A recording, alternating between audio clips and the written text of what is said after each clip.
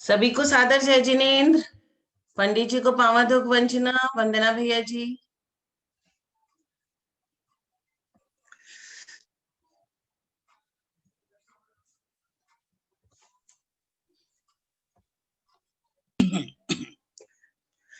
सादर जय जिनेन्द्र, सादर जय जिनेन्द्र, सादर जय जिनेन्द्र। शुभ आशीर्वाद, शुभ आशीर्वाद, शुभ आशीर्वाद। जय बोलिए श्री अनंत अनंत सिद्ध परमेश्वरी भगवान की जय। जय श्री ओम नमः सिद्धेभ्य, जय श्री ओम नमः सिद्धेभ्य, जय श्री ओम नमः सिद्धेभ्य।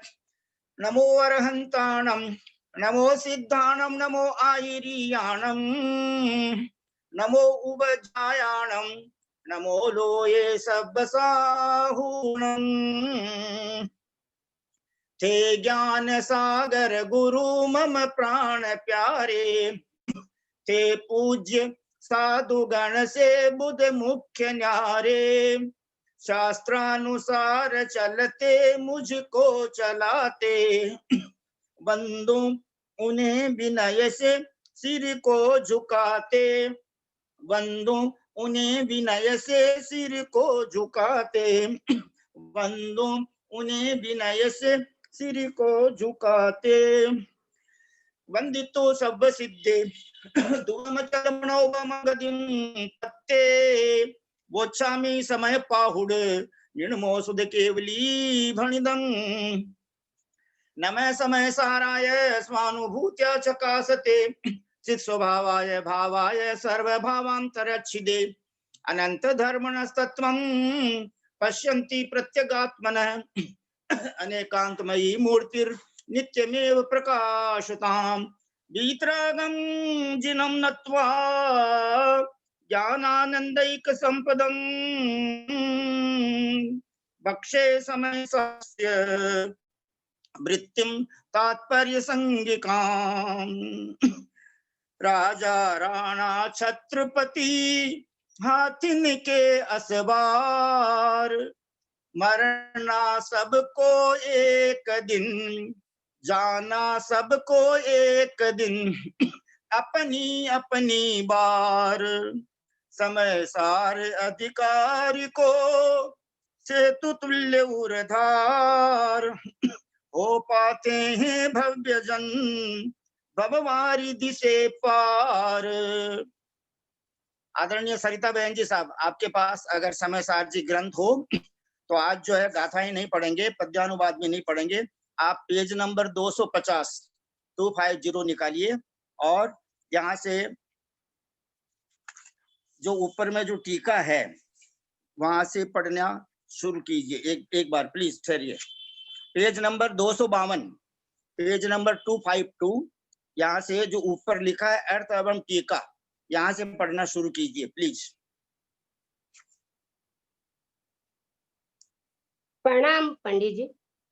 हाँ, सादर जय जिनेन्द्र, शुभ आशीर्वाद। सबको सादर जय जिनेन्द्र। जिस प्रकार हिंसा के विषय में किया हुआ विचार पाप बंध का कारण होता है, उसी प्रकार झूठ, चोरी, कुशील और परिग्रह के विषय में किया हुआ विचार भी पाप बंध का कारण होता है। जिस प्रकार हिंसा के विषय में किया हुआ विचार पुण्य बंध करने वाला है, वैसे ही सत्य बोलने, चोरी न करने, ब्रह्मचर्य पालने और अपरिग्रह के विषय का विचार भी पुण्य बंध का कारण करने वाला है। आगे कंटिन्यू पढ़ते जाइए प्लीज। विशेषार्थ आचार्य श्री यहाँ बतला रहे हैं कि अवृत रूप प्रवृत्ति करने में पाप बंध होता है और वृत्त रूप अध्यवस्था में पुण्य बंध होता है। शंका, पहले तो आचार्य से बतला आए हैं कि मात्र सम्यक दर्शन होने पर ही किसी भी प्रकार का बंध नहीं होता, और यहाँ कहा जा रहा है कि महाव्रत अवस्था में भी पुण्य बंध होता है, तो कुछ समझ में नहीं आया। समाधान, हे भाई, जहाँ आचार्य श्री ने सम्यक दृष्टि को निर्बंध कहा है, वहाँ केवल वीतराग सम्यक दृष्टि को लेकर कहा है, जैसा कि चत्तारी भी पापे इत्यादि गाथा से सुस्पष्ट है। शेष अविरत सम्यक दृष्टि आदि के बंध उनके रागानुसार होता ही है, क्योंकि राग ही बंध का कारण है। शंका, आपने कहा तो ठीक, परंतु महाव्रतों से भी पुण्य बंध होता है, यह कैसे? क्योंकि फिर जो बंद नहीं करना चाहता वह क्या व्रत छोड़ दे? उत्तर, हे भाई, महाव्रतों के दो रूप होते हैं, एक सत्वृत्ति रूप, दो निवृत्ति रूप। जैसे कि हिंसा करना या किसी को भी कष्ट देना यह पाप है, अशुभ बंध का कारण है, किंतु हिंसा नहीं करना अर्थात सभी के सुखी होने की भावना करना यह सत्वृत्ति रूप महाव्रत है। यह पुण्य बंध करने वाला है और इसी का संपन्न रूप किसी से भी डरने डराने रूप भय संज्ञा के रहित स्वयं निर्भय होना, यह पुण्य और पाप इन दोनों से ही दूर रहने वाला है। इसी प्रकार झूठ बोलना पाप, सत्य बोलना पुण्य, किंतु सर्वथा नहीं बोलना अर्थात मौन रहना तो पुण्य और पाप इन दोनों से ही रहित है। किसी के भी बिना देवी वस्तु लेना तो चोरी पाप और उसका त्याग किंतु श्रावक के द्वारा भक्ति पूर्वक उचित रूप में दिया हुआ शुद्ध आहार ग्रहण करना तो पुण्य और आहार संज्ञा से रहित होना तो पुण्य व पाप इन दोनों से ही रहित। व्यभिचार तो पाप तथा स्त्री त्याग रूप ब्रह्मचर्य से पुण्य, किंतु मैथुन संज्ञा से रहित होना यह पुण्य और पाप से रहित। इसी प्रकार परिग्रह पाप, परिग्रह त्याग पुण्य, किंतु परिग्रह संज्ञा का नहीं होना तो शुद्ध रूप। इस प्रकार महाव्रतों का पूर्व प्रारंभात्मक रूप शुभ, किंतु उन्हीं का ही अपर रूप जो कि पूर्णतया उदासीनता में एवं चारों प्रकार की संज्ञाओं से भी रहित होता है, वह शुद्ध अतः अबंध कर होता है, ऐसा जानना। इस प्रकार अव्रत पाप बंद करने वाला व व्रत पुण्य बंद करने वाला, ये ऐसा कथन करने वाली दो गाथाएं पूर्ण हुई। और अब आगे इसके प्लीज आगे पढ़ना है पंडित जी। हाँ, आगे पढ़िए, प्लीज पढ़िए।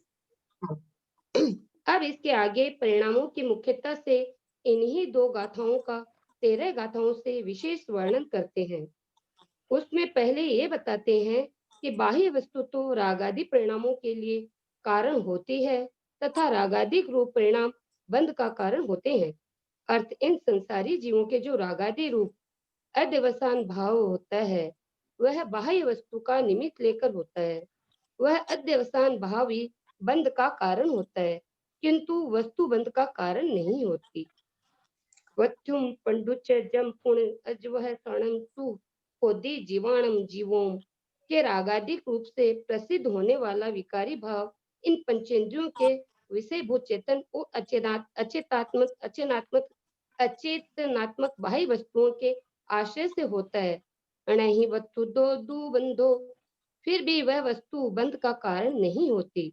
फिर बंध का कारण क्या है कि अध्यवसाने बंधोति बंध तो श्री वीतराग परमात्म तत्व से भिन्नता रखने वाला रागादि रूप अध्यवसान भाव विकारी परिणाम से होता है। वस्तु से बंध क्यों नहीं होते हैं, ऐसा कहो तो इसका समाधान यह है कि वस्तु के साथ में बंध का अनव्य व्यतिरेक पूरी प्रकार नहीं बैठता, उसमें व्यभिचार आता है, क्योंकि जहाँ बाह्य वस्तु हो वहाँ बंध ही अवश्य हो। इस प्रकार तो अनव्य और जहाँ बाह्य वस्तु न रहे वहाँ बंध भी न हो। इस प्रकार का व्यतिरेक भी नहीं पाया जाता। देखो, एक सहमी यत्नाचार से चल रहा है, वहाँ सहसा टकरा कर कोई जीव मर गया तो वहाँ बंद होने पर भी सहमी के बंद नहीं। इसी प्रकार किसी को मारने के लिए किसी ने तलवार चलाई किंतु उसके लगी नहीं, वह बच गया तो बद्ध तो नहीं हुआ, पर फिर भी उस तलवार चलाने वाले के कर्म बंद हो ही गया।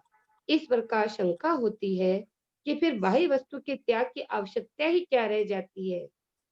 तो इसका उत्तर यह है कि रागादिक रूप अध्यवसान भाव को न होने देने के लिए बाह्य वस्तु के त्याग की आवश्यकता है, क्योंकि पंचेंद्रियों की विषयभूत बाह्य वस्तु के होने पर ही अज्ञान भाव के कारण रागादि रूप अध्यवसान भाव होते हैं।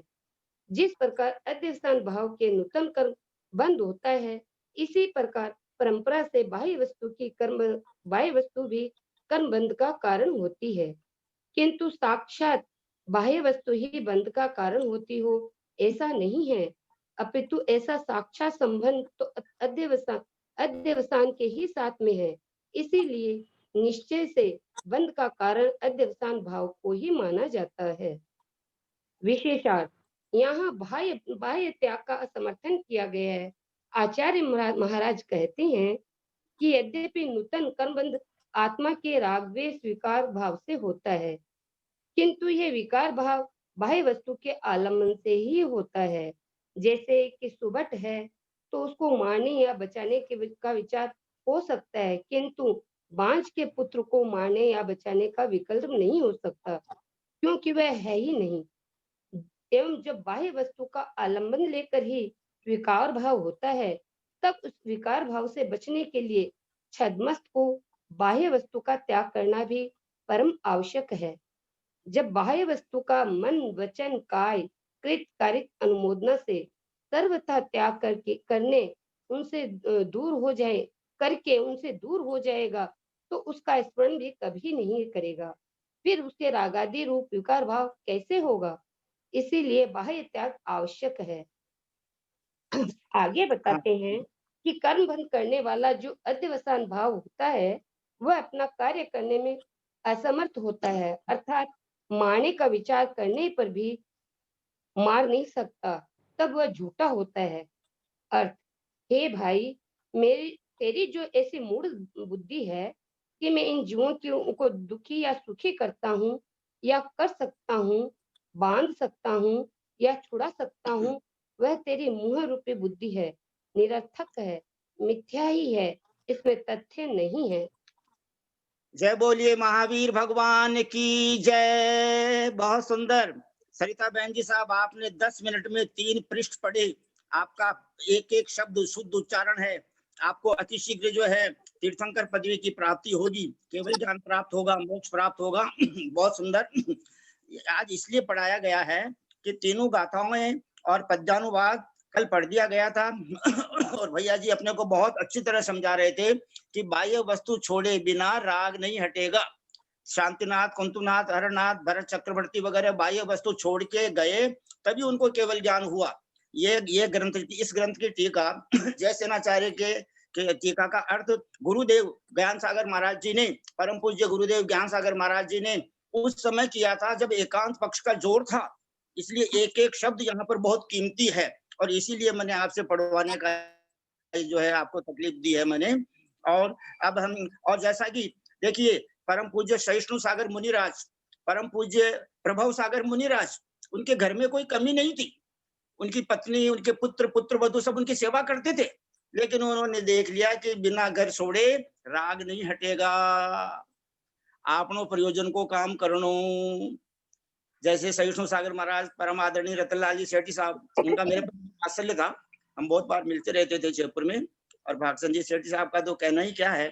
और उन्हीं के छोटे भैया केसी जैन भैया जी साहब अपने को समझा रहे हैं, 10 प्रतिमा तक हम लोग घर में रह सकते हैं।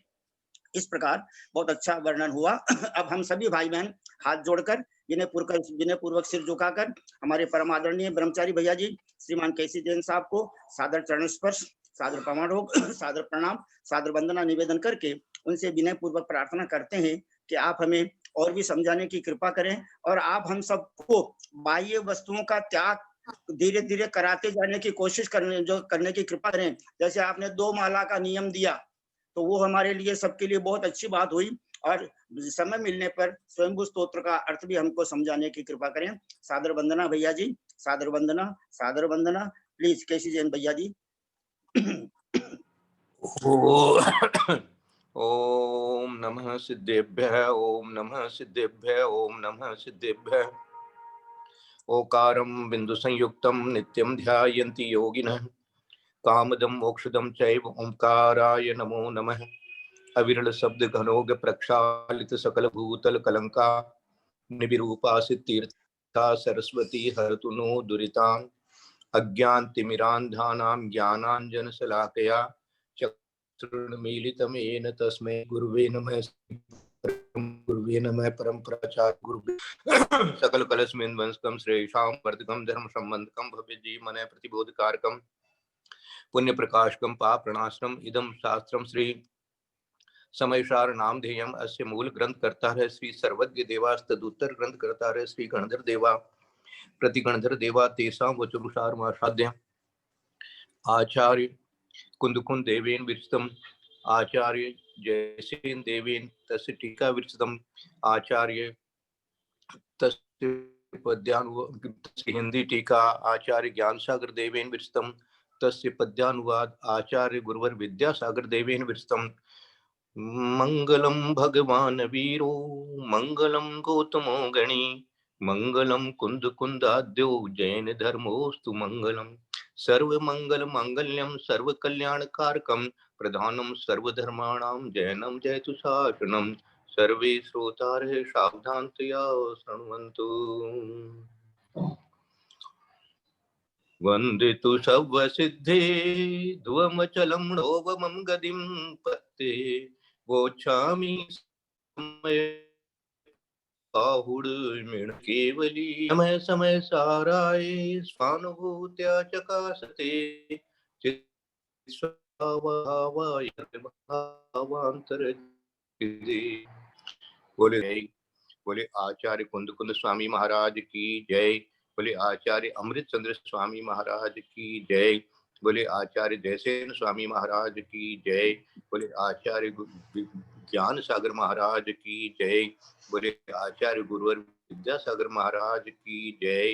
बोले आचार्य गुरुवर वर्धमान सागर महाराज की जय। सरस्वती नमस्तुभ्यं वरदे कामरूपिणी विद्यारंभम करिष्यामि सिद्धिर्भवतु मे सदा। बोले द्वादशांग जनवाणी माता की जय। जय बोलिए परम पूज्य मुनिवर 108 श्री अंतरात्मा सागर जी महाराज की जय। परम पूज्य मुनिवर 108 श्री सहिष्णु सागर जी महाराज की जय। परम पूज्य मुनिवर 108 श्री ज्ञानी ध्यानी तपस्वी सिद्धांत वेत्ता वैयावृत्यशील मुनिवर श्री प्रभव सागर जी महाराज की जय। भारतवर्ष में विराजमान समस्त आचार्य उपाध्याय साधु परमेश्वरी भगवंतों की जय। समस्त आर्यका माता जी की जय। समस्त एलक जी महाराज चुल्लक जी महाराज चुल्लिका जी माता जी की जय। समस्त चतुर्विद संघ की जय। हम सभी भव्य श्रावक श्राविकाओं के हम सभी पुण्यवान भाग्यवान श्रावक श्राविकाओं का परम पूज्य समस्त आचार्य उपाध्याय साधु परमेश्वरी भगवंतों को विनय पूर्वक सिद्ध भक्ति श्रुत भक्ति योगी भक्ति आचार्य भक्ति पूर्वक 3 प्रदक्षिणा देकर नमोस्तु नमोस्तु नमोस्तु निवेदन। परम पूज्य समस्त आर्यका माता जी को सादर बंदामी बंदामी बंदामी। परम पूज्य 105 श्री एलक जी महाराज चुल्लक जी महाराज चुल्लिका जी माता जी को इच्छामी इच्छामी इच्छामी। पूरे देश में जितने भैया जी हैं जितने दीदी जी हैं उन सबको सादर वंदना सादर वंदना सादर वंदना। प्रत्यक्ष हमको धर्म के मार्ग में आगे बढ़ाने वाले मीठे मीठे शब्दों के द्वारा समझाने वाले आदरणीय ब्रह्मचारी भैया जी श्रीमान केसी जैन साहब को सादर वंदना सादर वंदना सादर वंदना। सभी भाई बहन हाथ जोड़े सिर झुकावें आशीर्वाद ग्रहण करने की कृपा करें पुण्य कमावें। सबको बहुत बहुत आशीर्वाद है।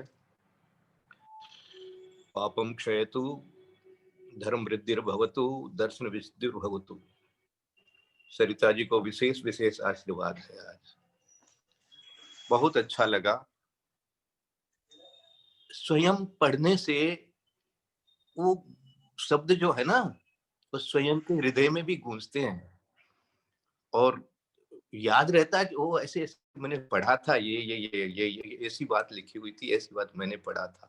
तो ऐसी ऐसी खाली जब हम लोग मौन लेकर के पढ़ लेते हैं तो उसकी बजाय जो शब्दों से बोल करके जब पढ़े और सबके सामने जब पढ़े तो और ही उसका अलग ही आनंद होता है। उसकी अलग यादाश्त बनी रहती है हमेशा परिणामों के अंदर में। और ऐसा भी होता है कई बार कि जब हम जो चीज बोलते हैं शास्त्र में से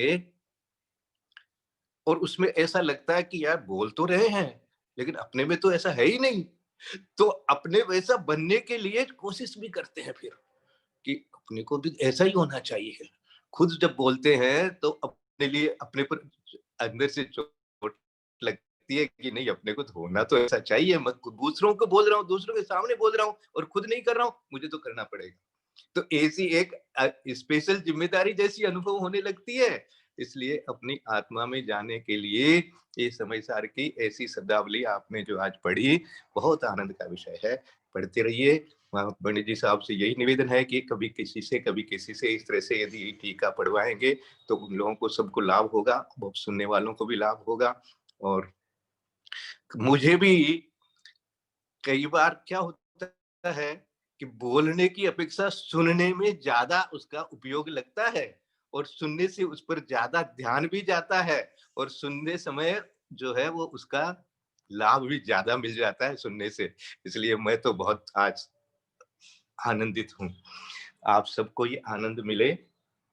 2-3 बातें आज की इस स्वाध्याय में समझाई गई है कि एक प्रश्न बना दिया गया था कि भाई आपने कहा था कि सम्यक दृष्टि को बंद नहीं होता, और आप यहाँ कह रहे हो कि मुनि महाराज को भी बंद तो होता है। तो उन्होंने किया मुनि महाव्रत को भी क्यों कहते हो फिर आपको? वो सम्यक दृष्टि तो है, तो सम्यक दृष्टि है फिर भी उनके भी बंद हो रहा है मुनि महाराज के, ऐसा क्यों कहते हो?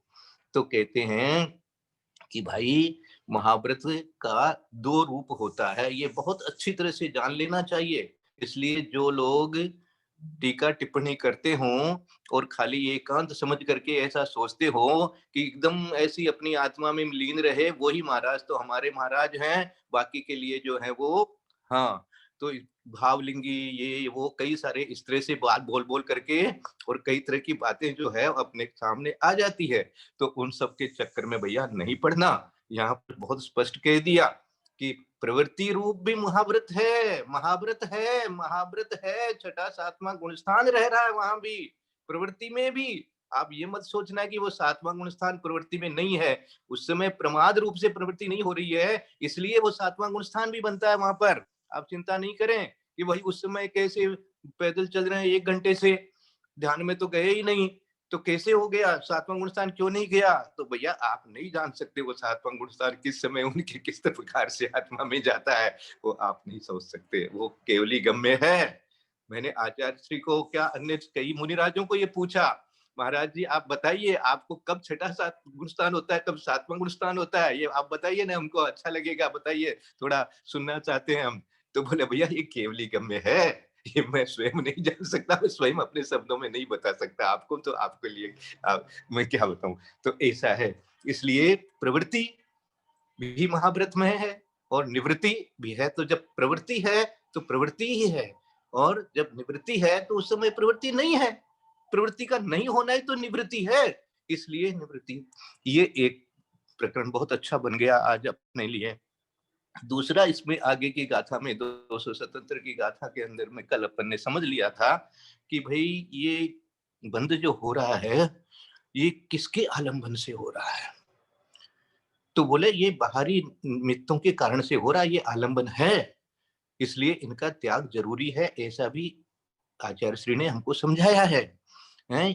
और यदि जैसे अब वो है ही नहीं, वो बहुत अच्छा उदाहरण दिया कि भाई जो बांझ है तो उसके लिए क्या पुत्र की बात करें, उसके पुत्र को मार, बांझ है उसके पुत्र को मार दो, ऐसा कोई कहेगा क्या?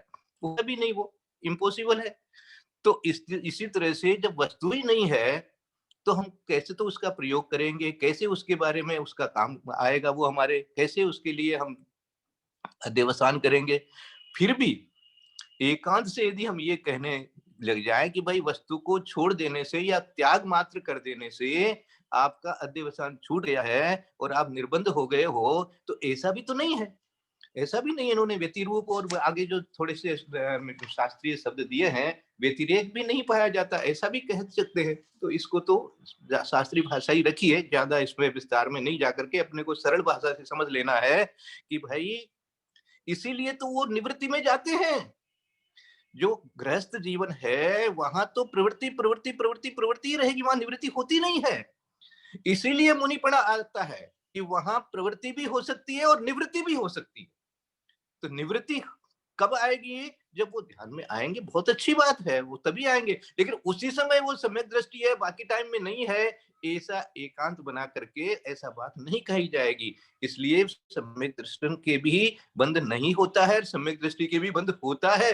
ये दोनों बात विचार कर लेना। जिस अपेक्षा से नहीं होता है उस अपेक्षा से नहीं होता है कहना, जिस अपेक्षा से हो रहा है, जिस भूमिका में जैसा राग इत्यादि, जितना राग है उतना रागांश, जितना रागांश है, ऐसी भाषा लिखी जाती है शास्त्रों में। टोडरमल जी ने भी लिखा है, जितना अंश राग का है उतना बंध, और जितनी निवृत्ति है उतना संवर।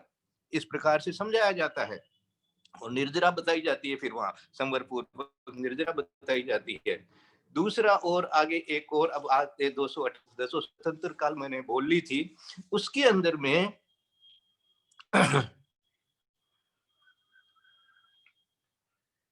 हाँ, उसके अंदर में जो पडुच्च शब्द आया था, जिसका अर्थ आलम्बन या निमित्त ऐसा लिखा गया था, तो इससे मेरा आज ये चिंतन हो रहा था, ये पडुच्च शब्द एक नया सा शब्द था इसमें, इसलिए मैं इसको बार बार स्मरण में ला रहा था। क्या शब्द आया है यहाँ, पडुच्च पडुच्च पडुच्च,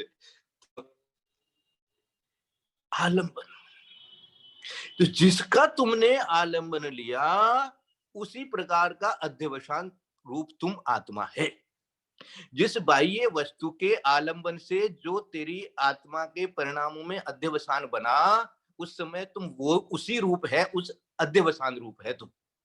ये अपने को समझ लेना। इसी प्रकार ये पडुच्च को शुद्ध आत्मा का जब आलंबन ले लेते हैं, वहां भी देखो अभी आलंबन ही है, अभी सविकल्प अवस्था है, याद रखना, निर्विकल्प अवस्था है नहीं। इसलिए सविकल्प अवस्था में भी अब आलंबन किसका है? अब शुद्ध आत्मा का आलंबन। वो ये पडुच्च शब्द का मुझे बहुत आनंद आया आज सामायिक में। शुद्ध आत्मा का आलंबन ले लो और बस बैठ जाओ, अब कुछ करना नहीं है, अब शुद्ध आत्मा है। अब शुद्ध आत्मा के आलंबन से जो अध्यवसान तो वहां भी है, क्योंकि कहेंगे कि प्रतिबंध हो रहा है यहाँ भी आपके, तो वो आलंबन लेकिन आपका परंपरा से मोक्ष का कारण बनेगा। इस प्रकार का शब्द, परम वस्तु भी कारण होती तो साक्षात बाह्य वस्तु ही बंध का कारण होती हो। बंध तो अध्यवसान के ही साथ में है, इसलिए निश्चय से बंध का कारण अध्यवसान भाव को ही माना जाता है, ऐसा कहकर के उन्होंने कह दिया। और क्या कह दिया कि जब बाह्य वस्तु का आलम्बन लेकर ही विकार भाव होता है, तब उस विकार भाव से बचने के लिए छद्मस्त को बाह्य वस्तु का त्याग करना भी परम आवश्यक है। और आज जो 278 269 जो कहेंगे, उसके अंदर में ये बताया जा रहा है कि भाई जब बाह्य वस्तु के आलंबन से अध्यवसान से, आलंबन से अध्यवसान से कारण में कार्य की, तो तेरे हो रहा है, आलंबन ही क्यों लेता है? बस ये कह दिया। देखो, हे दुरात्मन, लास्ट वाला शब्द दिया, तू वहां क्या कर सकता है? कुछ भी नहीं, अभी तेरा विचार व्यर्थ ही ठहरता है। अब ये 279 गाथा में और 278 की गाथा में ये ऐसा बता देंगे। अब 278 की गाथा पढ़ के बताता हूं मैं कि क्या कहना चाहते हैं। इसको निरर्थक कह रहे हैं। हाँ, ये जो बाह्य वस्तु का अध्यवसान तुमने किया, ये निरर्थक हो गया तुम्हारे लिए कि मैं ये दिला दूंगा, ये मर जाएगा, ये हो जाएगा, वो हो जाएगा। ये निवृत्ति अवस्था में जाने के लिए उस चिंतन को, उस विचार को निरर्थक मानना पड़ेगा। देखो, दुखित सुईदे जीवे करेमि बंधेमि तह विमोचेमि जाए सा तुझ मदी निरथया सोहुदे मिच्छा। क्या कह रहे हैं? दुखित सुहिदे जीवे, जीवों को दुखी सुखी करता हूं। करेमी है, बंधेमी तह विमोचेमी, और क्या करता हूं? नहीं करता हूं या छुड़ाता हूं। बंधेमी, बंधवाता हूं, भानी उनके बंध का कारण बनता हूं, यह विमोचेमी, मैं छुड़ा देता हूं। नहीं जा ऐसा मूड मदी निरथया साहुदे मिठा। ये तुम्हारी, तुम मूड मदी हो गया है, और मूड मदी होकर के तुमने ऐसा विचार किया है, ऐसा विचार निरर्थक है और ये मिथ्या है। वास्तव में ये मिथ्या है। हु कह करके कह दिया या दू कह दिया, जहां भी, तो क्या कह दिया कि ये मिथ्या है। मिथ्या का मतलब तू झूठ बोल रहा है।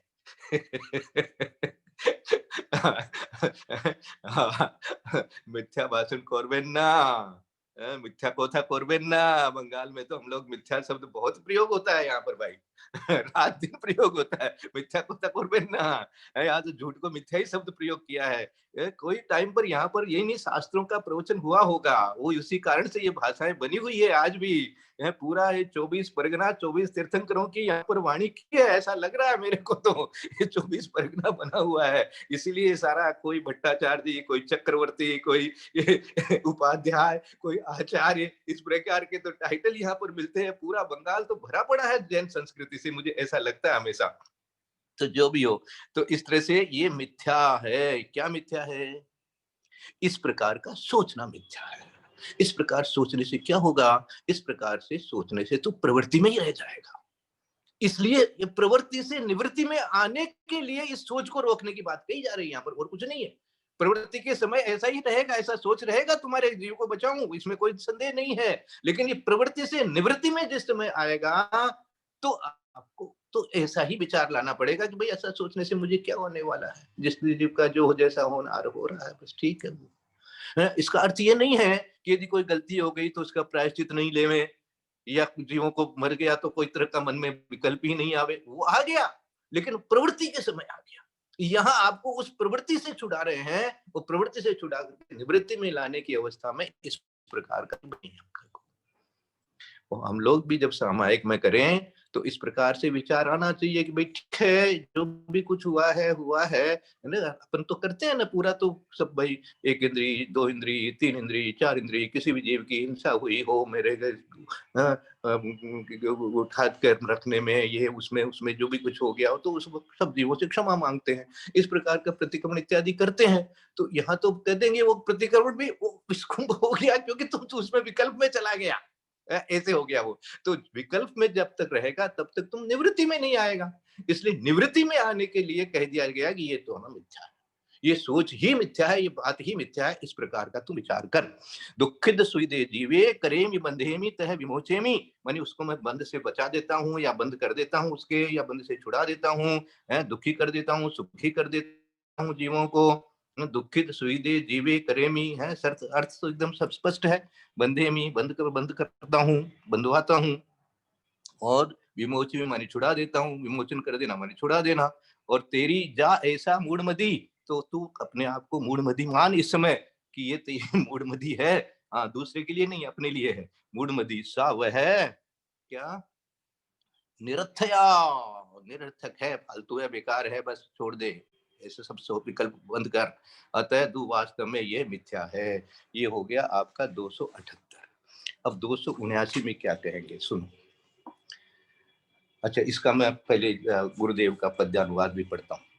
मैं आपको अति दुखी व सुखी बनाता, या बांधता झटती बंधन से छुड़ाता, ऐसी त्वदीय मति सन्मति हारिणी है, मिथ्यामयी विस्मयी दुखकारिणी है। बहुत अच्छे अच्छे शब्द बनाए हैं। मैं आपको अति दुखी या सुखी बनाऊं, या बांधता हूं, जटित बंधन से छुड़ाता हूं, बांध देता हूं या छुड़ा देता हूं, ऐसी त्वदीय मति सन्मति हारिणी है। ये तेरी जो मति है वो सन्मति का नुकसान कर रही है भाई। सन्मति हारिणी है, तेरी सन्मति गई, तू मूढ़मुद्दी हो गया है। हाँ, मम मति सन्मति होय, ऐसे गुरुदेव मंगलाचरण ऐसे ही करते हैं स्टार्टिंग में। हाँ, सब जगह बोलते हैं मम मति सन्मति होय, ऐसे करके महावीर भगवान का वंदन करते हैं वो रोज। तो ये सा यदि तुम सोचता रहेगा, ये कर दिया, वो कर दिया, इससे छुड़ा दिया, इसको मार दिया, इसके दिल दिया, तो तुम्हारी जो है मति नहीं रही, सन्मति हारिणी। मिथ्यामयी विस्मयी दुख कारिणी है, ये मिथ्यामयी है, विष कारणी है और विष रूप है। ये देखो कह रहा है वो प्रतिक्रमण को विषकुंभ, यहाँ गुरुदेव खुद कह रहे हैं, आपके सामने कह रहे हैं कि तुमने ऐसा सोच करके प्रतिक्रमण इत्यादि जो किया है वो विष रूप है, विषमयी है। किस लिए? प्रवृत्ति में ही नहीं रहना है, निवृत्ति में भी आना है। तो जब तक उसको तुम इस बार से विष रूप नहीं जानेगा, छोड़ेगा नहीं, तब तक जाएगा कैसे निवृत्ति में? तो इसलिए निवृत्ति में आने के लिए ऐसा बन गया। तो मिथ्यामयी विस्मयी दुख कारिणी है, दुख देने वाली है। आगे की गाथा कह रही है, अज्जवशाण निमित्तम जीवा बंधति कम्मणा यदि मुच्यन्ति मोक्ष मग्गे ठिदायते किम करोसि तुमम। तुम क्या करते हो भाई? जब अध्यवसान से ही हो रहा है तो तुम अब क्यों कल्प करते हो? है यदि वास्तव में अध्यवसान के निमित्त से जीव कर्मों से बंधते हैं और मोक्ष मार्ग में स्थित वे कर्मों से मुक्त होते हैं, तब तू क्या करता है? अब तू क्या करता है? सब जीवों के अपने अपने अध्यवसान में तुम क्यों घुस रहा है? तुमने जान लिया कि जिसका जो हो रहा है वो उसके अपने अध्यवसान से हो रहा है, उसका अपना अध्यवसान से उसके बंद हो रहा है, और वो मोक्ष मार्ग का जब ले लेता है आलंबन तो छूट जाता है। ये तुमने जान लिया, तो अब दूसरों के बारे में तुमको विकल्प लाने की कोई जरूरत ही नहीं है। तुम क्यों इसमें माथापच्ची कर रहा है? जब बात समझ में आ गई और कर दिया, वो हो दिया, उनके ऐसे हो जाएगा, वो तो स्वर्ग चले जाएंगे, वो नरक चले जाएंगे, ये हो जाएगा, वो हो जाएगा, इन्होंने ऐसा किया था, ये सारा तुम क्यों कथा बांच रहा है भाई दूसरों की? तुम तो कह दिया, तो अब तुम क्या करता है? तब तू क्या करता है? तू कुछ नहीं करता है, तेरा तू करतापना हटा, तू अपने आप में रह जा। अपना अध्यवसान तेरा जैसा होगा, तेरे वैसा बंद हो रहा है, बस खत्म। और सारी दुनिया में वैसा ही हो रहा है। तो सारी दुनिया उसी की बनी हुई है। किसकी बनी हुई है? अपने अपने अध्यवसान की बनी हुई है। और अध्यवसान से जो छूटता है और मोक्ष मार्ग में लगता है तो मोक्ष जाता है, बस हो गया। इतनी तो साइंस है, इतना ही तो सारा दुनिया है, इतना ही तो सारा संसार है, इतना ही शास्त्र है, इतना ही ज्ञान है। और क्या हो गया? ये ज्ञान तुमको हो गया, बस। इसलिए कहते जब आत्मा का ज्ञान हो जाता है ना, तो समझ लो पूरा द्वादशांग का ज्ञान हो जाता है। इस प्रकार से आत्मा के बारे में, अपनी आत्मा का स्वभाव का जान लिया, और आत्मा में रहने का ही नाम मोक्ष है। तो इस प्रकार से आत्मा में जब आने लग जाता है, आत्मरूप हो जाता है, तो वो द्वादशांग का पाठी माना जाता है। ऐसा कहा गया है, जो आत्मस्थ है, 8वें गुण स्थान के ऊपर जितने मुनिराज होते हैं, वो अपने आप ही द्वादशांग जैसे कोई उनको ज्ञान हो गया है, ऐसा माना जाता है। क्योंकि आत्मा का ज्ञान ही ज्ञान है, बाकी सारे ज्ञान जितने भी है वो ज्ञान है। तो कहा अध्यवसान निमित्तम। देखो भाई, निमित्त शब्द आ रहा है बराबर। कोई कहते निमित्त कुछ है ही नहीं, निमित्त कुछ है नहीं, तो भाई ये शब्द क्यों बना है? शब्द जब बना है तो उसका कोई तो कहीं ना कहीं है उसका है। तो अब अध्यवसान निमित्तम जीवा बंजती कमणा यदि के निमित्त से ही जीव बंधते हैं। मुच्चंती मोक्ष मग्गे ठिदा, और मोक्ष मार्ग में स्थित, ठिदा माने स्थित, मोक्ष मार्ग में, मोक्ष मग्गे में लगाना इसमें, कि मोक्ष मार्ग में स्थित होने से मुंचंती छूटते हैं। ये मानी जो ते किम करोसी तुमम, तुम क्या करता है? तुमको क्या करना है भाई? तुमको कुछ नहीं करना।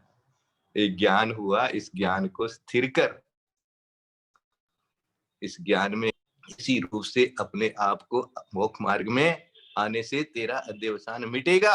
ये मोक्ष मार्ग में लग, सम्यक दर्शन, सम्यक ज्ञान, सम्यक चातुर रूप, रत्नत्रय रूप स्वयं बन, तो हो गया। और तुम क्या कर सकता है? तुम कर नहीं सकता। महावीर भगवान भी कुछ नहीं कर सके, आदिनाथ भगवान भी कुछ नहीं कर सके, कोई तीर्थंकर कुछ नहीं कर सकता, तो तुम कैसे कर सकता है? उन्होंने यही कह दिया, यही दिखा दिया, प्रकट में दिखा दिया कि देखो मैं यहाँ बैठा हूं, तुम लोग सब पूजा पाठ कर रहे हो, लेकिन मैं किसी का कुछ नहीं कर सकता हूं। तो जब मैं नहीं कर सकता हूं, तो भैया तुम सोच करके क्या कर रहे हो कि मैं ये कर दूंगा, वो कर दूंगा, ये हो जाएगा, वो हो जाएगा, इसको जिला दिया, उसको मार दिया, इसको